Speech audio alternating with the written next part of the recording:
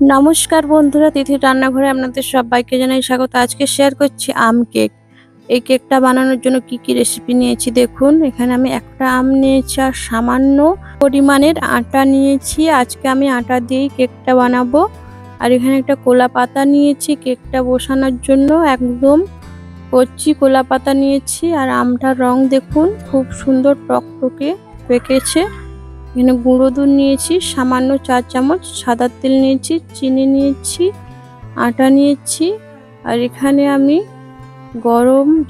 উষ্ণ গরম জলে 1 চামচ 2 চামচ মতন গুঁড়ো পাউডার দুধ দিয়ে ফেটিয়ে দুধ বানিয়ে নিয়েছি আর ঠান্ডা করে নিয়েছি। আপনারা গরুর দুধও দিতে পারেন, সেটা উষ্ণ গরম করে ঠান্ডা করে দেবেন। এখানে আমি একদম সামান্য উপকরণ দিয়ে আজকে কেকটা বানিয়ে দেখাচ্ছি, কোনো রকমের ঝামেলা ছাড়াই। আপনারা প্লিজ পুরো রেসিপিটি শুরু থেকে শেষ পর্যন্ত দেখবেন বন্ধুরা, আশা করি আপনাদের ভালো লাগবে। আজকে আমি গুঁড়ো দুধ নিয়েছি, কারণ গুঁড়ো দুধটা দিলে কেকের স্বাদটা ভালো হয়। এখানে আমি 4 চামচ মতন সাদা তেল নিয়েছি, আর যেই কাপের আটা নিয়েছি 1 কাপ মতন, সেই কাপেরই হাফ বাটি মতো চিনি নিয়েছি। আর দুধটাও আমার হাফ বাটি নিয়েছি। সবকিছু একদম অল্প উপকরণ দিয়েই বানাচ্ছি। আর কেকটা 1 কাপ আটাতে আমার ডাবল হয়ে যাবে, এত সুন্দর স্পঞ্জি জালিদার হবে। আপনারা পুরো রেসিপিটা দেখুন। এখানে আমি আমটা ছাড়িয়ে আমের পাল্পটা বের করে নিচ্ছি। আর আমের রংটা দেখুন, খুব সুন্দর লাল টকটকে কালার। আমের রংটা যতটা সুন্দর হবে, কেকের রংটা ততটা সুন্দর আসবে। আর আমটা মিষ্টি দেখে নিতে হবে, তাহলে অল্প চিনিতেই হয়ে যাবে। আমি এখানে 4 চামচের 4 চামচ মতন চিনি নিয়েছি, একদম অল্প পরিমাণে। আর দিয়ে দিচ্ছি আটা, গুঁড়ো দুধ 4 চামচ মতন। আর আজকে ডিম ছাড়াই বানাচ্ছি। এখানে আমি বেকিং পাউডার আর খাবার সোডা নিচ্ছি। আপনারা চাইলে ইনোতেও বানাতে পারেন।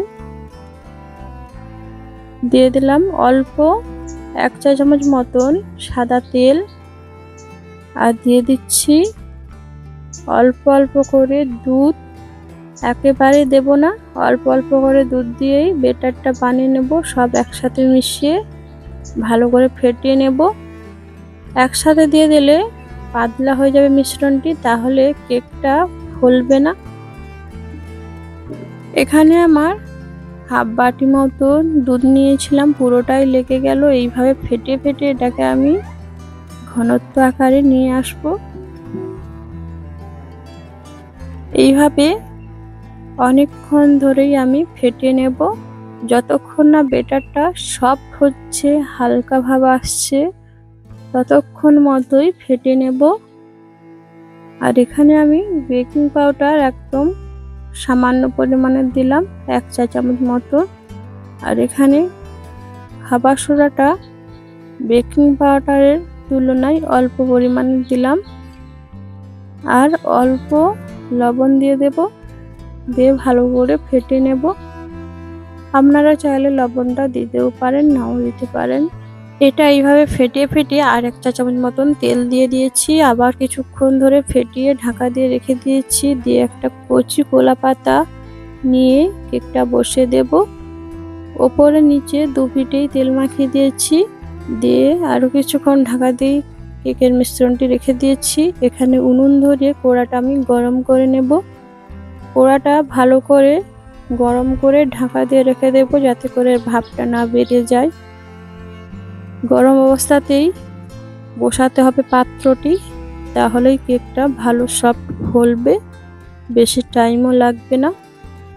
একদম আজকে অল্প সামান্য উপকরণ দিয়ে কেকটা বানাচ্ছি, আপনারা প্লিজ দেখবেন, আপনাদের অবশ্যই ভালো লাগবে। আর আপনারা কি ধরনের রেসিপি দেখতে চাইছেন প্লিজ আমাকে কমেন্ট করে জানাবেন। অনেকে জানিয়েছেন আমি আমার পরিবেশ দেখাতে বা আমার ফেস সমেত ভিডিও বানাতে। প্লিজ বন্ধুরা আপনারা আমার পাশে থাকুন, অবশ্যই আপনাদেরকে আমি ফেস সমেত ভিডিও অবশ্যই শেয়ার করব। আমি কড়াটা ভালো করে গরম করেই কেকের পাত্রটি বসিয়ে ঢাকা দিয়ে এইভাবে 1 ঘন্টা মতন জাল দিয়ে নেব। আর দেখুন এতটাই ফলেছে, পাত্রর গায়ে লেগে গেছে, ঢাকনার গায়ে ফোলার মানে একটু বড় ঢাকনা হলে ভালো হতো, ঢাকনাটা ছোট হয়েছে তাই কেকটা ফুলে ঢাকনার গায়ে লেগে গেছে। আর দেখুন একদম অল্প আঁচে বসিয়ে রেখেছি। প্রথমে আমি জালটা দিয়ে দিয়েছিলাম মিডিয়াম ভাবে, লাস্ট পর্যায়ে জালটা কমিয়ে দিয়েছি। দেখুন কেকটা কতটা সফট হয়ে ফুলছে আর কালারটাও খুব সুন্দর এসছে। এই দেখুন ঢাকনার গায়ে লেগেছে উপরের অংশটি, ফোলার আর জায়গা নেই, ঢাকনাটা ছোট হয়েছে আর এই মাঝের অংশটি ঢাকনার গায়ে লেগে ছেড়ে গিয়েছে। গরম তো একদমই গরম আর ফুলেছে দেখুন খুব সুন্দর।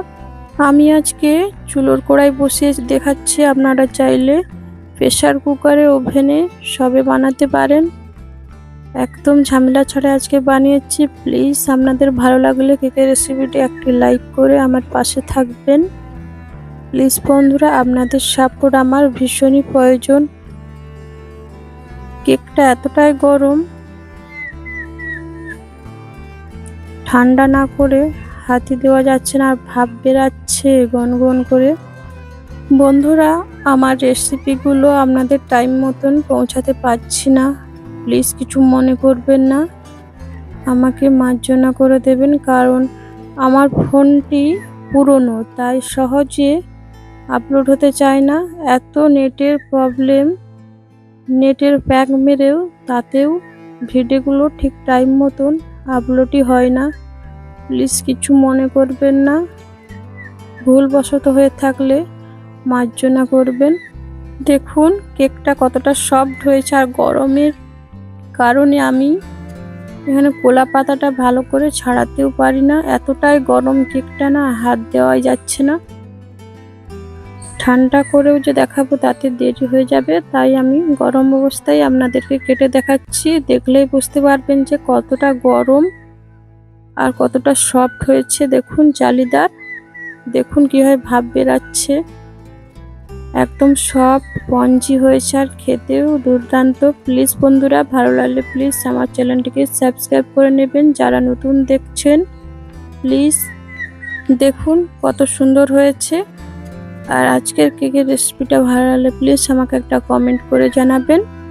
আপনারা ভালো থাকবেন, সুস্থ থাকবেন, সাবধানে থাকবেন আশা করি।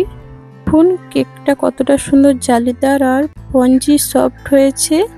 আশা করি আগামীতে যে কোনো ভালো রেসিপি বা ব্লগ রেসিপি সমেত নিয়ে আসবো।